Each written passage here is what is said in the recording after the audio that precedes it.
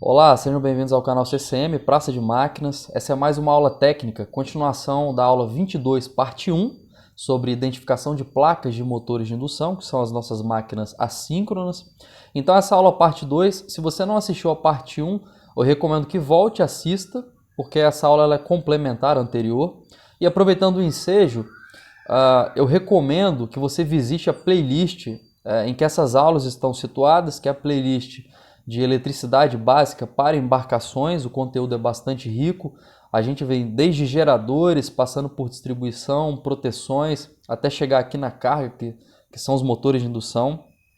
Então hoje a gente continua com a aula anterior, faltaram alguns parâmetros da placa do motor e a gente vai concluir agora numa aula um pouco mais breve. Vamos lá? Grau de proteção. O que significa IP? É índice de proteção. Ele vem acompanhado de dois algarismos, o 2 e o 3 neste caso. O primeiro algarismo ele faz referência à proteção contra objetos sólidos e ele pode variar de 0 a 6. O segundo algarismo faz referência à proteção contra a água e pode variar de 0 a 8. Mas para a gente ser mais específicos, vamos entender o 2 e o 3 aqui na nossa tabela. Tá? O que significa o 2 do primeiro algarismo? Protegido contra objetos sólidos com diâmetro maior que 12 milímetros. E aqui que vem a pegadinha.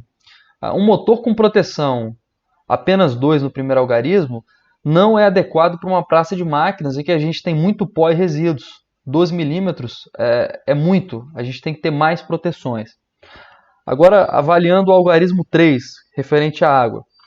Protegido contra água aspergida com ângulo de mais ou menos 69 graus, que também não é suficiente para a gente numa praça de máquinas, onde quando há um vazamento, a gente pode ter um jato sólido de água com uma pressão considerável. Então, a pegadinha dessa aula é a seguinte: essa placa desse motor não é adequada para utilização a bordo. Então, no exercício proposto, e aí, posso substituir?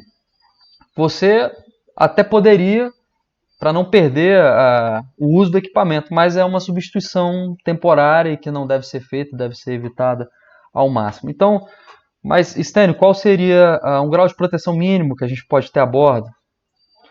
Tá, o grau de proteção IP55, ele já apresenta uma proteção maior, uma segurança maior do seu equipamento.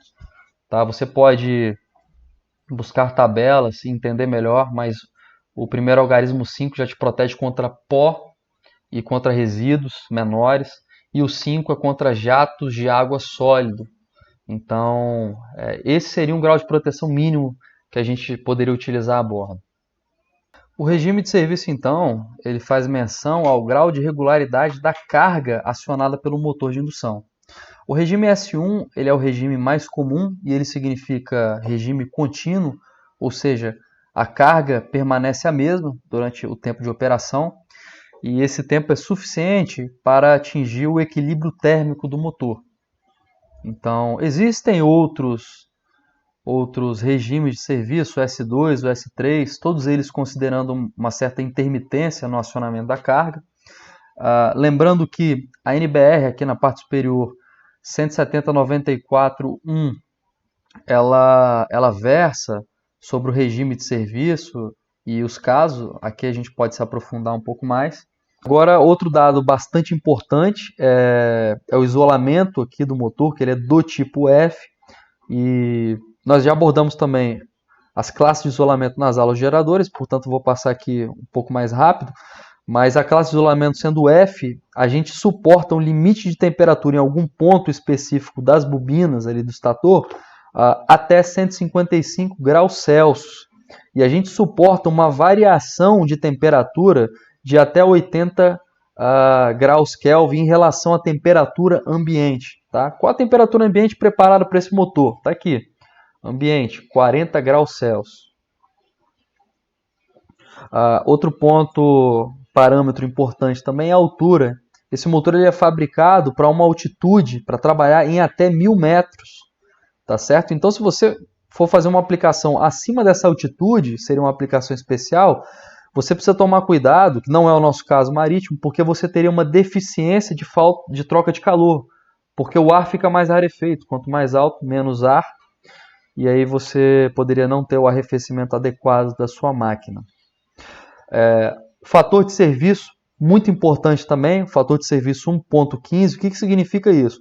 Eu posso trabalhar com esse motor em sobrecarga, tá, de 15%, eu posso trabalhar com 15% a mais dessa potência nominal, e como a potência é proporcional à corrente do motor, eu posso trabalhar com uma corrente também 15% maior do que a nominal, sem prejuízo para a máquina, sem perder vida útil.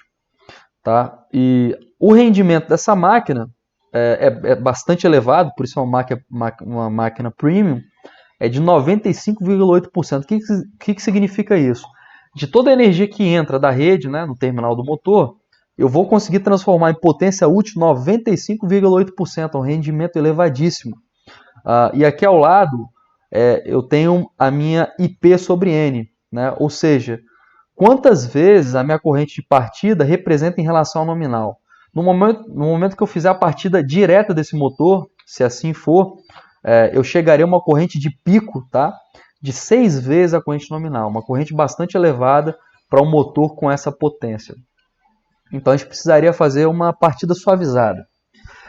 Aqui a gente encontra também a massa do nosso motor, são 918 quilos. Bom, também é importante a categoria de conjugado, aí depende da aplicação que você tem para esse motor, você precisa enxergar a carga, mas o que significa a categoria N?